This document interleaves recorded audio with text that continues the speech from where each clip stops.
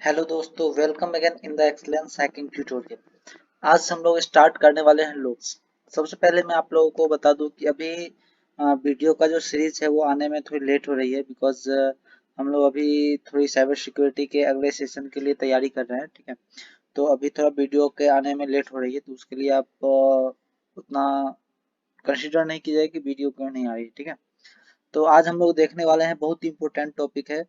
किसी भी programming sector में अगर आप जाते हैं तो आपका ये बेसिक कॉन्सेप्ट जो हमारा लूप्स का है वो क्लियर होना बहुत ही ज़्यादा इंपॉर्टेंट होता है। आप सी की ही नहीं, आप अगर किसी दूसरे प्रोग्रामिंग की भी बात करते हैं तो वहाँ पे आपका लूप्स का जो कॉन्सेप्ट है वो क्लियर होना चाहिए। जब तक आपको एक नॉर्मल लूप्स चलाने नहीं आएगा तब तक आप प्रोग्रामिंग में ज़्यादा कुछ नहीं कर सकते हैं। तो ये बहुत ही बेसिक और बहुत ही ज़्यादा इंपॉर्टेंट टॉपिक है हमारे प्रोग्रामिंग पॉइंट ऑफ व्यू से। तो आज हम लोग इस लूप्स को देखने वाले हैं। तो देखिए, एक्चुअली अगर देखा जाए तो लूप्स जो है कुछ नहीं होता है, इसको हम लोग रिपीटेशन वर्क के लिए यूज करते हैं। जब कोई भी काम को मल्टीपल टाइम रिपीट करना होता है तो उसके लिए हम लोग यूज करते हैं। जैसे आप हेलो वर्ल्ड लिखते हैं, ठीक है, आपको अगर कोई बोले कि आप हेलो वर्ल्ड 5 बार लिखिए तो आप लिख दोगे, 5 बार प्रिंट एफ यूज करोगे और लिख दोगे। आपको अगर बोलेगा कि 50 बार लिखिए तो थोड़ा कॉम्प्लिकेटेड होगा, फिर भी आप अगर चाहो तो लिख सकते हैं। लेकिन अगर वही कोई पर्सन आपको बोल दे कि 5000 टाइम्स आपको हेलो वर्ल्ड लिखना है, तो क्या आप 500 टाइम्स जो है सो उसको प्रिंट एफ करके लिखोगे? नहीं, पॉसिबल ही नहीं है। ठीक है, तो वैसा काम जो हमारे लिए मल्टीपल टाइम करना है और सेम टाइम सेम प्रोसेस को हमको मल्टीपल टाइम अगर परफॉर्म करना है तो उन दैट केस हमको क्या यूज करते हैं? लूप। अब हम लोग इसके अगर अपने डेली लाइफ में देखें तो उसका हम लोग डेली लाइफ में भी यूज करते हैं। जैसे अगर आप किसी मल्टीप्लेयर की बात करें, जैसे मीडिया प्लेयर जो आप लोग म्यूजिक प्लेयर चलाते हो, उसमें भी हम लोग लूप्स का कॉन्सेप्ट आता है। तो कैसे? देखिए, ये जो हमारा म्यूजिक प्लेयर है उसमें एक आपको इस तरह से कुछ साइन दिखेगा। ये जो हमारा साइन होता है वो साइन क्या होता है? तो यही वो साइन है जिससे हम लोग गाना को रिपीट मोड पे भी डाल देते हैं, रैंडम पैटर्न पे भी डाल देते हैं, रिपीट करंट सॉन्ग जो होता है उसको भी डाल सकते हैं। तो इस तरह से जो है हम लोग क्या कर सकते हैं, इसके पैटर्न को चेंज कर देते हैं। दैट मीन्स कि वो हम लोग लूप के पैटर्न को चेंज करते हैं। अगर हम हर एक गाने के लिए लगा दिए कि रिपीट ऑल सॉन्ग, तो क्या करेगा, एक ही जितने भी गाने हैं हमारे प्लेलिस्ट में उन सारे को रिपीट करते रहेगा। लेकिन अगर हम किसी एक गाना के लिए अगर रिपीट का लूप लगाते हैं तो उस केस में क्या होगा, किसी पार्टिकुलर एक गाने के वो रिपीट करते रहेगा। अगर हम रैंडम लगा देते हैं तो रैंडमली कोई सा भी गाना वो क्या करेगा, प्लेलिस्ट से कर देगा। तो यहाँ पे जो हम लोग क्या कर रहे हैं, लूपिंग कर रहे हैं। यहाँ पे हम क्या कर रहे हैं, लूप लूप लगा रहे हैं। कि लूप का मतलब सीधा समझिए कि हम लोग को रिपीटेशन करना, रिपीट करने के लिए हमको क्या करना पड़ता है,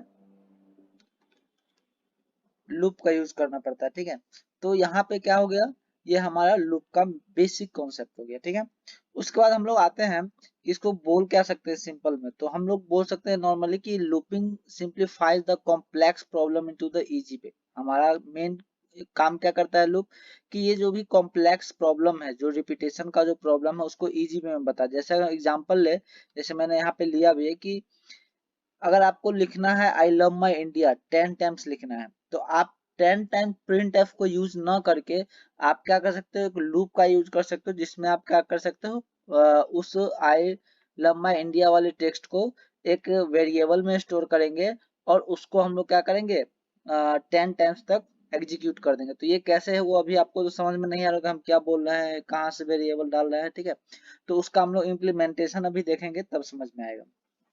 चलिए, तो इसका एडवांटेज क्या सब है वो हम थोड़ा देखते हैं। सबसे पहला इसका एडवांटेज होता है कोड रीयूजेबिलिटी। हम लोग जो एक बार कोड कर देते हैं तो उसको हम लोग रीयूज कर सकते हैं। जैसे अगर कोई पार्टिकुलर वेरिएबल है, ठीक है, और उस वेरिएबल का अंदर हमने जो भी पार्टिकुलर टेक्स्ट को लिखना चाहा वो 10 टाइम्स लिख दिए। ठीक है, अब हम चाहते हैं कोई दूसरा एक वर्ड है जो वो भी 10 टाइम प्रिंट हो, तो हम क्या करेंगे कि सेम पूरे फंक्शन को कॉपी पेस्ट कर लेंगे और उसमें सिर्फ और सिर्फ क्या करेंगे, टेक्स्ट को चेंज करें। तो यानी कि सेम कोड को हम क्या करें, रीयूज कर रहे हैं। ठीक है, तो इस तरह से जो हम लोग इसका रीयूजिलिटी भी कर सकते हैं। और दूसरा कर सकते हैं कि when we are using loop we do not need to write the same code again and again। जैसा कि मैंने आपको बताया भी कि अगर आपको प्रिंट करवाना है आई लव माई इंडिया, तो ये जरूरी नहीं है कि अगर हमको 10 बार प्रिंट करवाना है तो 10 बार हम उसको प्रिंट एफ के साथ लिखे। आप एक बार कोड करिए, आई लव माई इंडिया आपको एक ही बार लिखना पड़ेगा और एक ही लूप के अंदर। और वो क्या करेगा, जितना टाइम से आप चाहे उतना टाइम से वो एग्जीक्यूट करेगा। उसके बाद करा we can transfer over the element of data structure link array and link list. अब ये जो कॉन्सेप्ट है हम लोगों को अच्छे से समझ में आया जब हम लोग एरे पढ़ेंगे या लिंक लिस्ट पढ़ेंगे। जब डाटा स्ट्रक्चर की बात करेंगे तो उस केस में हम लोग देखेंगे कि कैसे किसी पार्टिकुलर एरे किसी लिंक लिस्ट के अंदर जो है हम इस लूप को एग्जीक्यूट करते हैं। लूप का यूज करके हम किसी भी एरे के अंदर डाटा को कैसे पास करवाते हैं, ठीक है। तो ये हमारे कुछ बेसिक एडवांटेज या कह सकते हैं यूजेज ऑफ लूप्स है। उसके बाद हम लोग देखते हैं कि डिफरेंट टाइप ऑफ लूप्स कौन कौन से होते हैं, ठीक है। हमारा सबसे पहला आता है फॉर लूप्स, दूसरा हमारा क्या होता है व्हाइल लूप, और थर्ड हमारा क्या होता है डू व्हाइल लूप।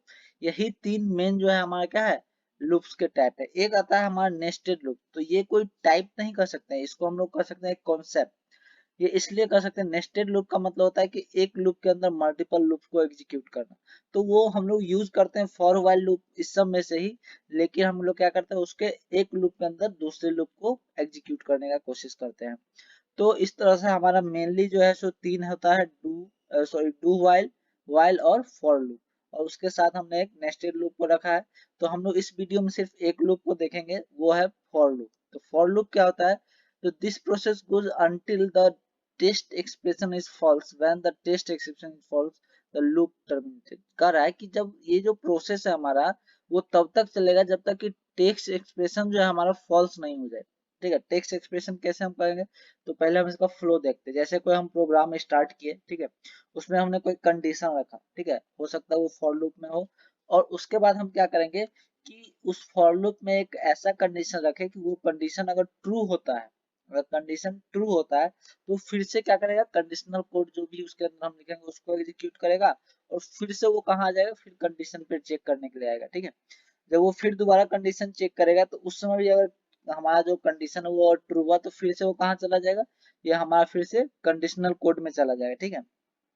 तो ये हमारा जो है तब तक एग्जीक्यूट होते रहेगा जब तक कंडीशन ट्रू हो, जब तक क्या होगा कंडीशन ट्रू होगा। तो ये जो हमारा क्या है एक तरह से फॉर लूप है, हम लोग ऐसा फॉर लूप लगाए, ये तब तक चलेगा जब तक कि कंडीशन क्या हो फॉल्स ना हो जाए, तब तक ये हमारा फॉर लूप एग्जीक्यूट होगा।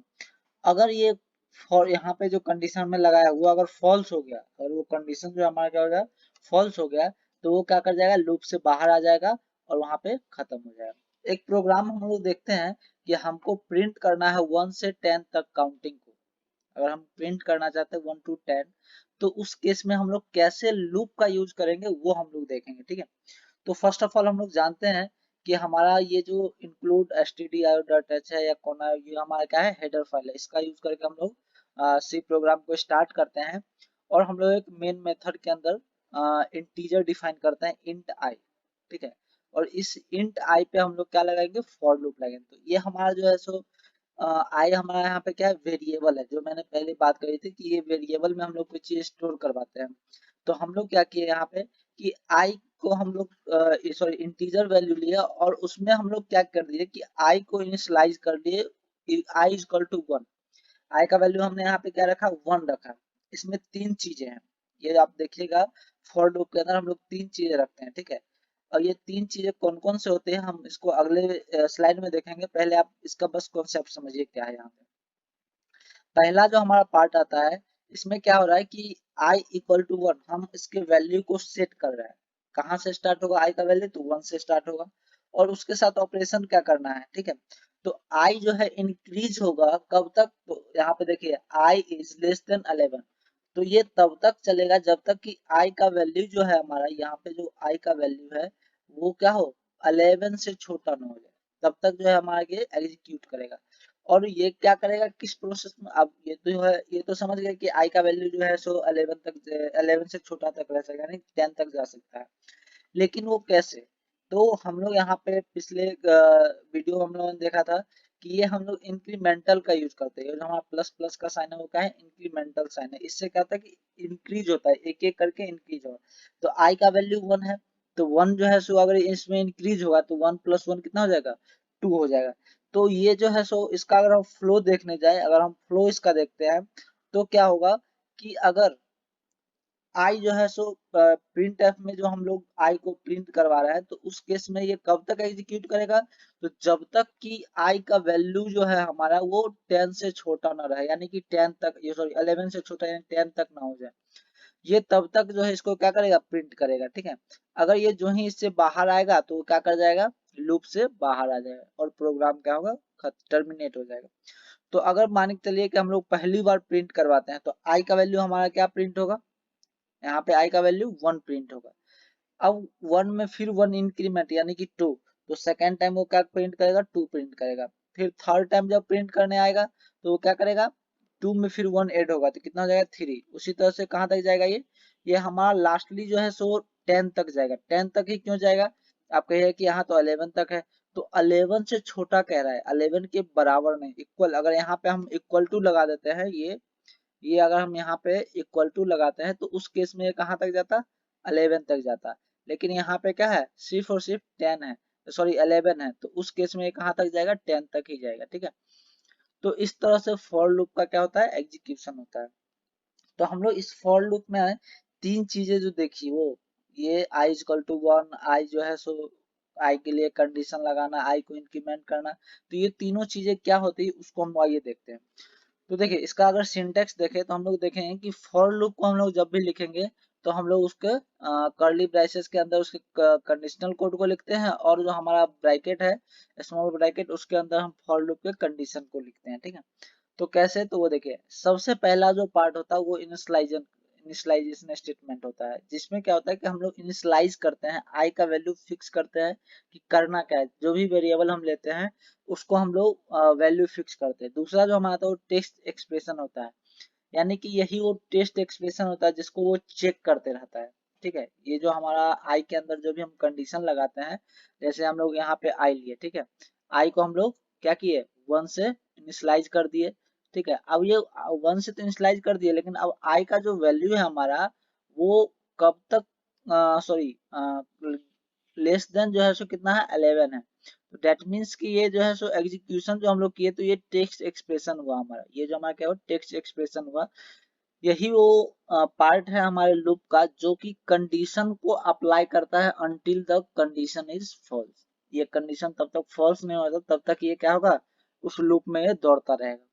उसका अपडेट स्टेटमेंट, अपडेट हुआ तो वो किस पैटर्न पे अपडेट हुआ, तो हम लोगों ने लास्ट में आप देखे होंगे कि इंक्रीमेंटल साइन जो हम लोग यूज किए थे, वो क्या था, वो अपडेट स्टेटमेंट था। वो स्टेटमेंट को अपडेट करते रहता है। जैसे अगर मान के चलिए एक बार जो है सो एग्जीक्यूट किया, ठीक है, अब वो एग्जीक्यूट होने के बाद वो क्या करेगा, आगे नेक्स्ट क्या करेगा, तो वो अपडेट स्टेटमेंट हम लोग डालते हैं कि वो आगे जो है सो इंक्रीमेंट करते जाएगा। ठीक है, उसका पैटर्न क्या होगा, इंक्रीमेंट का होगा।